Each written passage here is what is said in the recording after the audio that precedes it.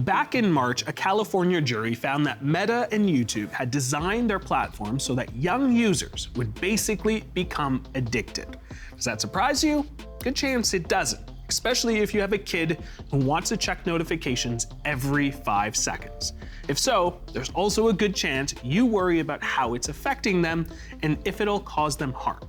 So what can we do to protect them? Well, Ontario Education Minister Paul Kandra says he's thinking about a social media and cell phone ban on school property.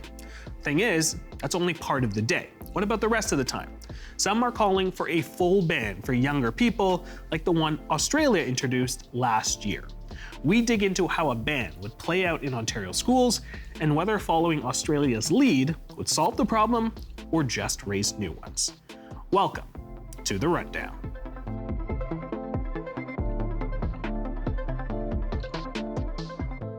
Ontario has already limited cell phone use in schools, and now the province is considering going further, banning social media and cell phones on school property. Does that go far enough, or is this taking us in the wrong direction?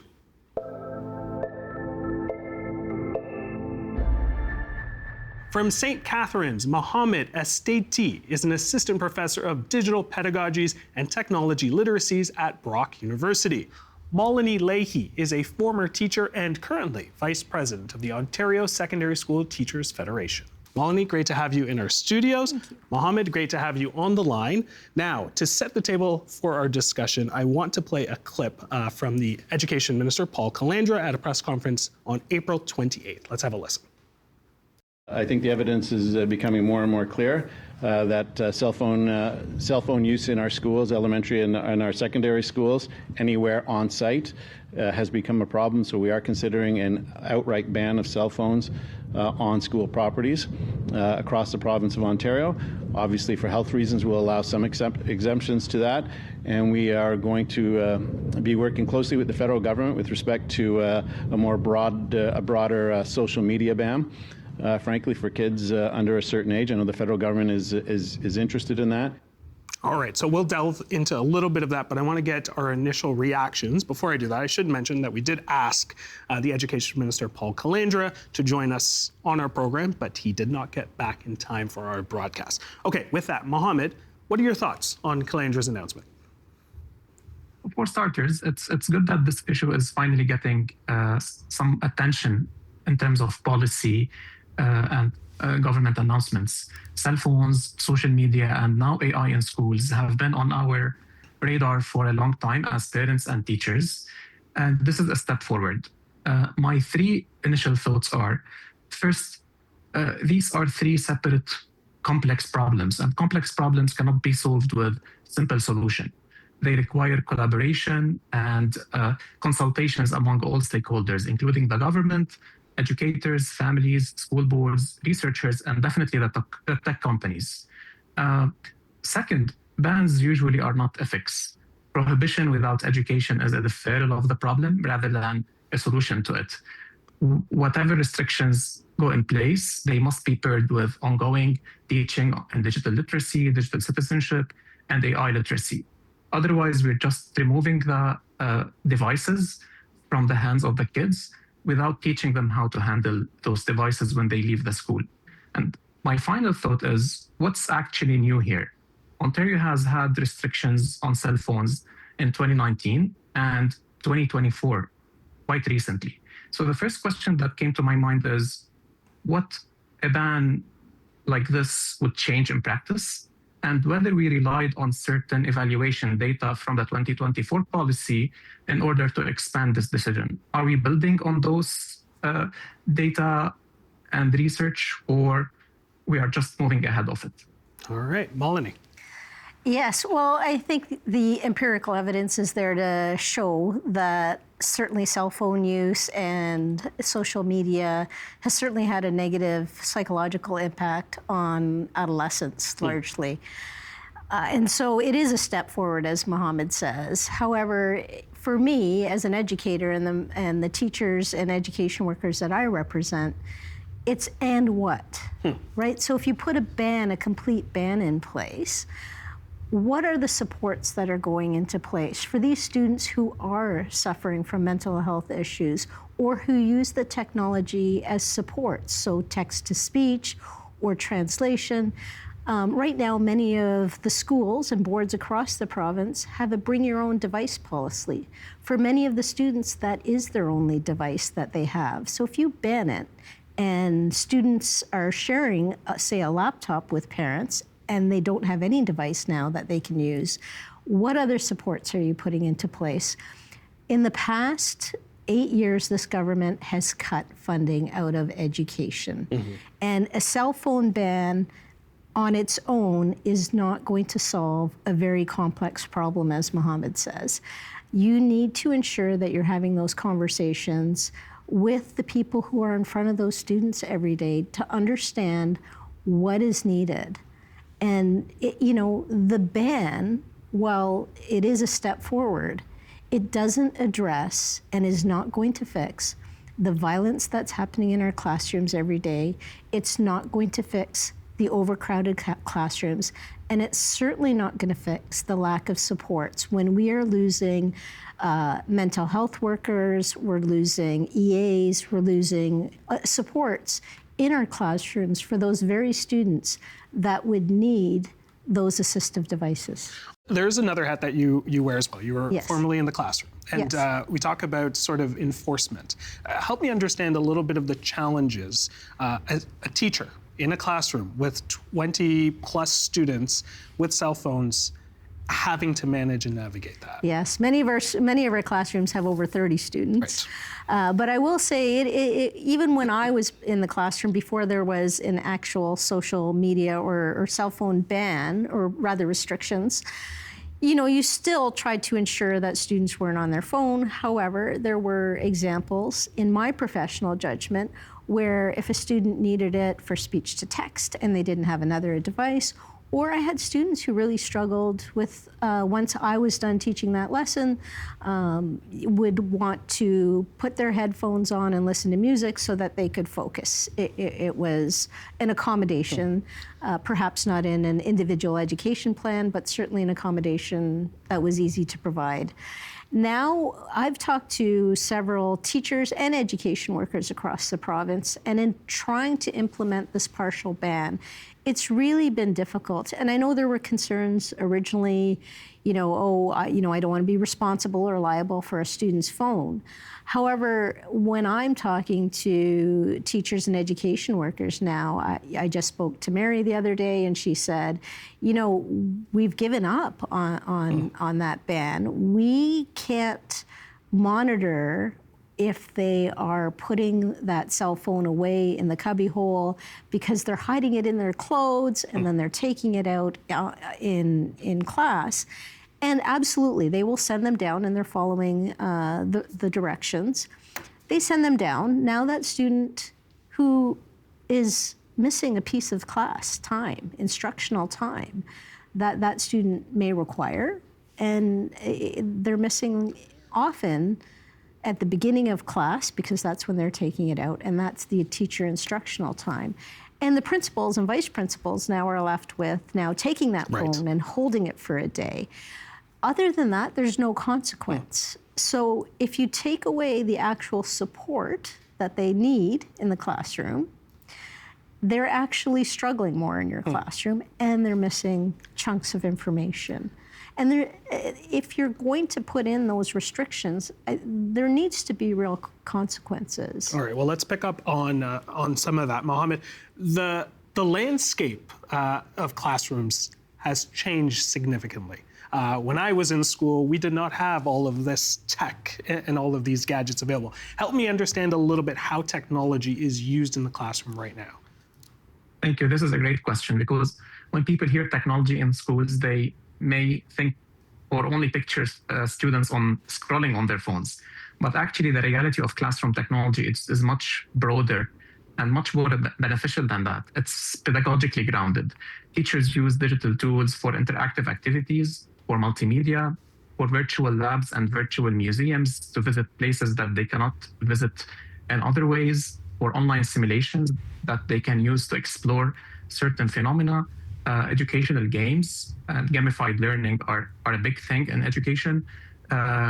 Building foundational computer skills, research, collaborative work, design and creation tasks, and digital assessment tasks as well. And more recently, coding is now a curricular requirement in Ontario's science and math curriculum. So it's no longer an extracurricular or an extra or an optional component in schools. It is an expectation that students must learn. So when we talk about technology in the classroom, we are talking about all of those pedagogical tools that facilitate teaching and definitely benefit the students. Mohammed, you mentioned AI chatbots a little bit earlier. Manitoba Premier Wabkanu is moving towards banning youth from accessing AI chatbots like Copilot, like ChatGPT. What potential implications could this have? So we have to distinguish between AI and social media. Manitoba bundled social media and AI chatbots in a recent announcement, and Ontario may follow. Now, this is problematic because AI tools and social media are pedagogically and ethically different tools. So if we bundle them together, we are risking under-regulating social media and over-restricting AI tools. AI tools are now being organically deployed in software that schools deploy, such as learning management systems, such as search engines. If a student does a Google search now, the first thing they will get is an AI overview. So they are interacting with those AI tools, whether we ban it or not. How is it possible to deal with this? This is problematic. Now, there's also a broader inconsistency here. We are hearing about banning personal devices and AI chatbots in schools. However, we are also hearing from the government about more investment in STEM education, which is science, technology, engineering, and math. So the technology piece is very crucial in STEM education. The messaging here is a bit inconsistent for educators, for policymakers, for families, and for students themselves. Given the prevalence of AI tools and everything that our students are using these days, AI literacy is now a required competence.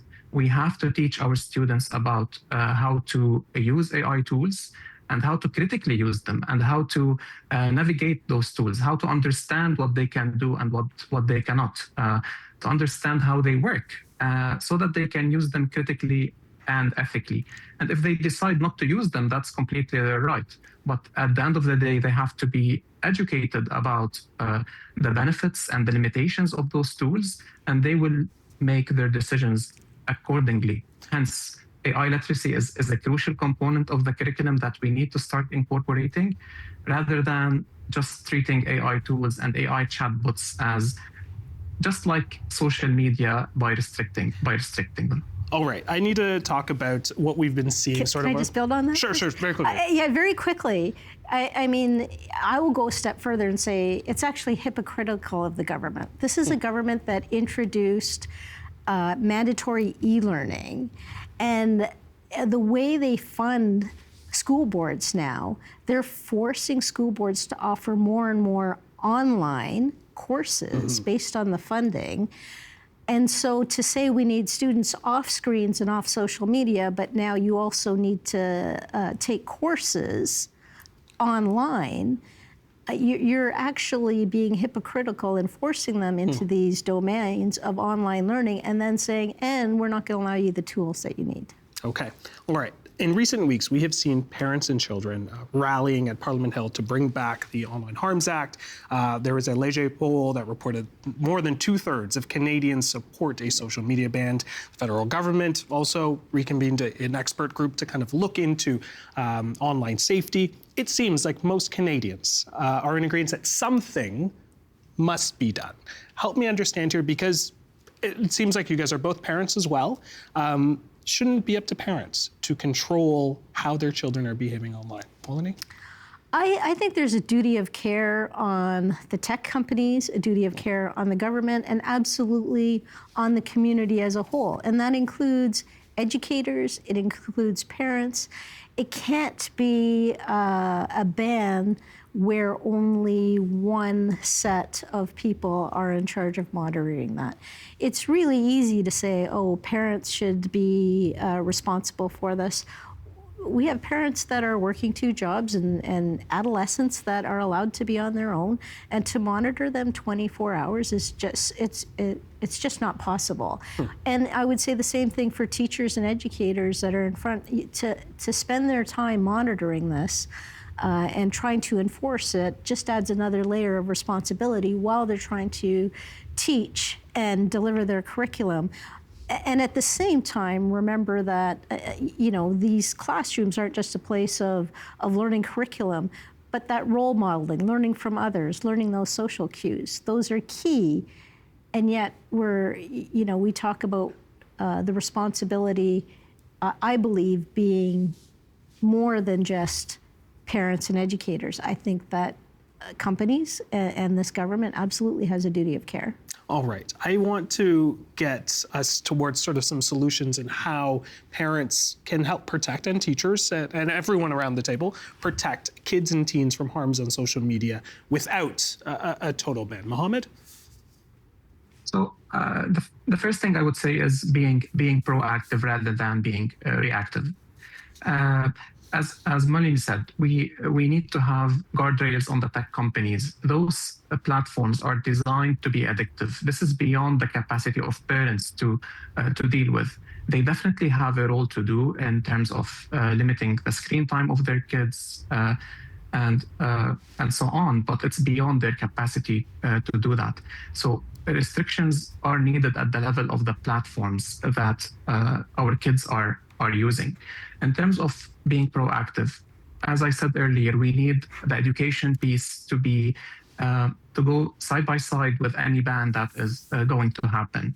We need to teach our kids about AI literacy, about digital media literacy, and about all of those skills that they need to acquire. Otherwise, we are not equipping them for the future.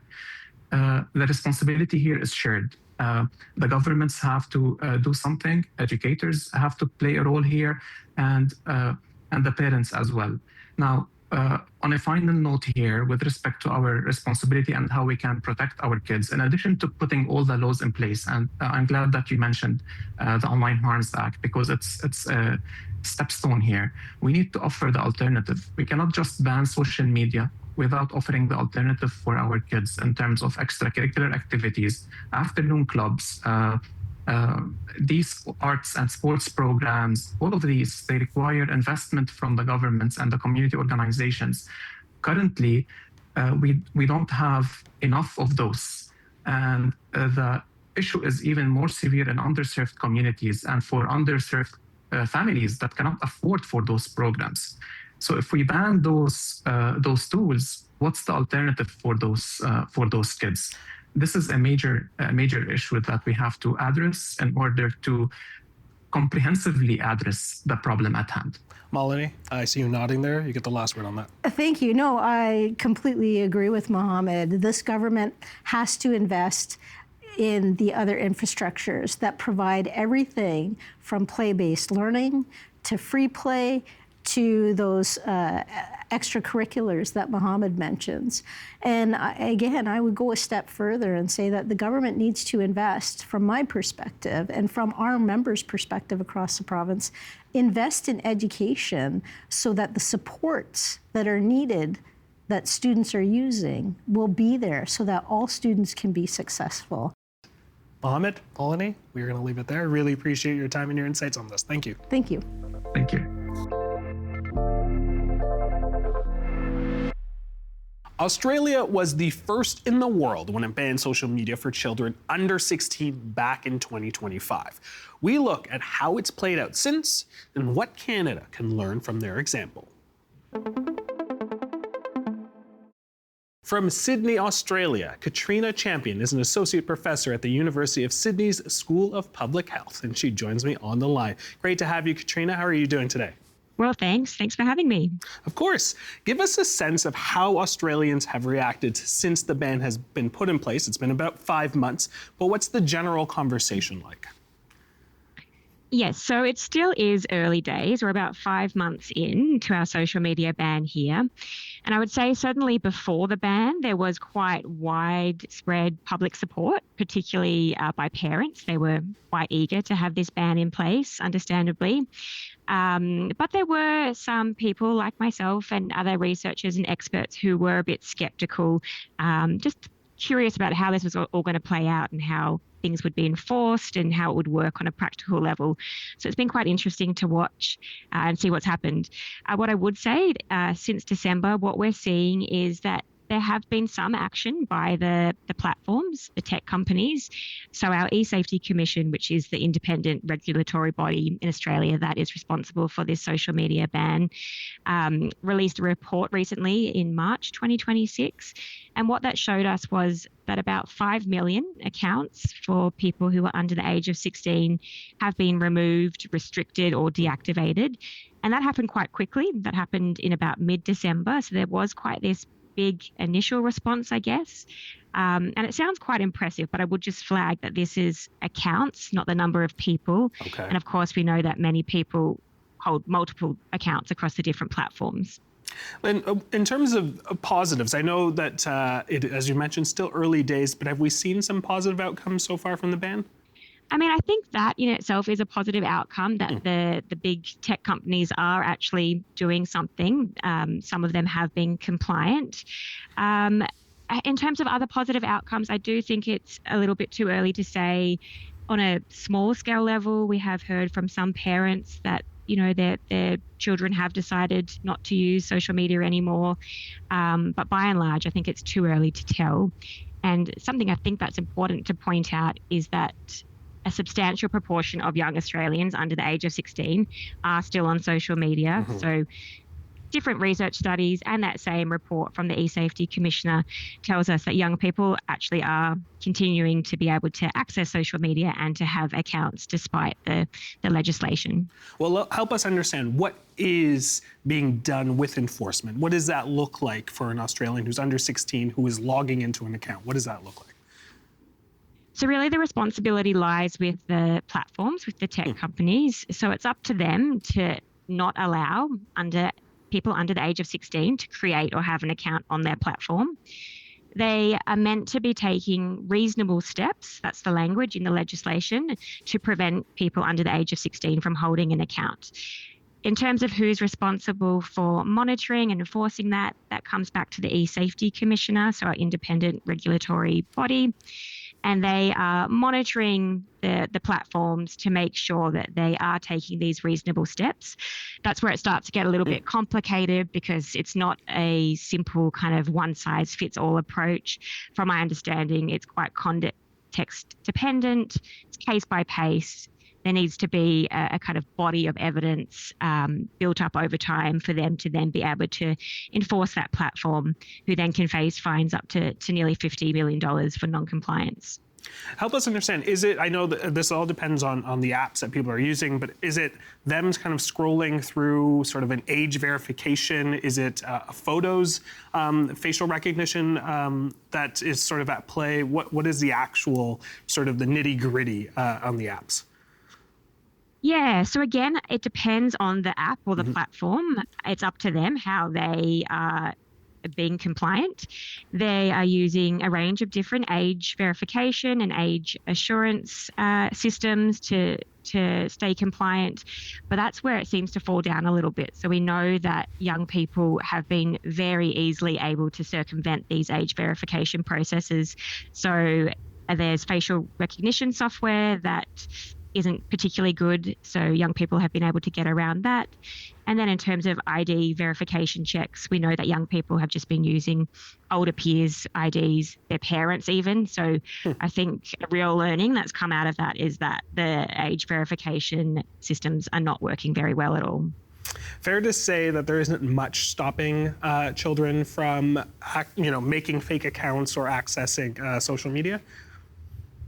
It doesn't sound like it. It sounds like they can very easily get onto the apps and the platforms that they wanted to. So some young people even said that their accounts weren't deactivated, so they had no issues at all. Their accounts weren't blocked at all. And then the others who did face age verification barriers, we're able to get past them really quickly. Let's talk about on the other side of things when we talk about privacy concerns, data collection. What has the public reaction been to those concerns? Yeah, I think there's been quite a bit of concern around the privacy issues, and that again comes back mainly to the age verification. I think, enforcing this type of ban and being able to, having to verify someone's age does require sensitive data. So these age assurance processes are really problematic, and there's risks of scams and data breaches, and it's really quite messy, particularly when we're talking about young people. So I think that there needs to be a bit of a balancing act here between trying to protect our young people from the potential harms of social media without creating these new risks about privacy and data misuse and security. Well, with that being said, what has the ban revealed sort of about the effectiveness of a ban like this on the well-being of children and social media? So I think in terms of the impact of the ban on well-being, that's certainly too early to say.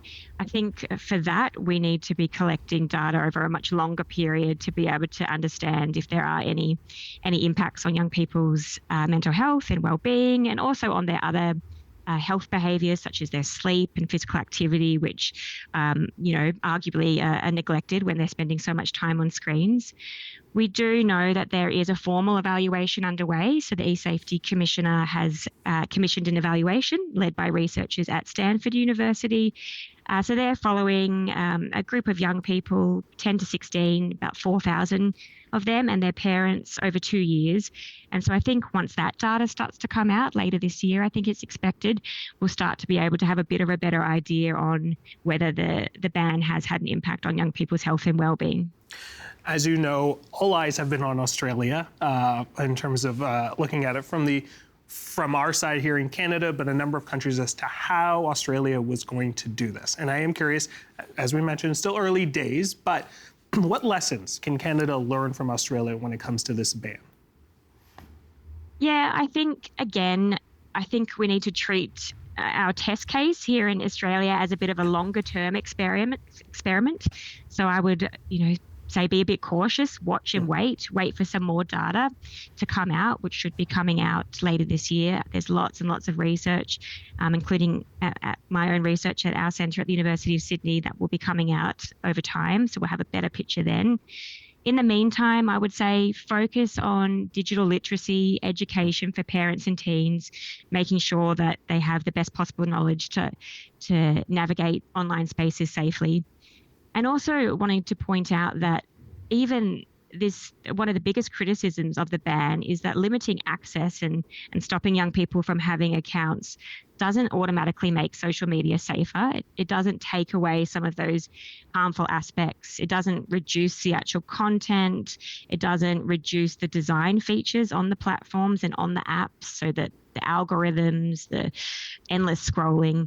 So I think I would also say that push back against the big tech to make them put the responsibility back on the platforms to make them make changes as well as these bans. Katrina, we are going to leave it there, but I really appreciate your time to chat about Australia's social media ban so far. Thank you so much. Thanks for having me. I'm Jeyan. Thanks for watching The Rundown. What do you think? When do you think kids should be able to have their own cell phones? And how young is too young to use social media? Let us know. Email us at rundown@tvo.org, or as always, you can leave us a comment on our YouTube page. Until then, I will see you tomorrow.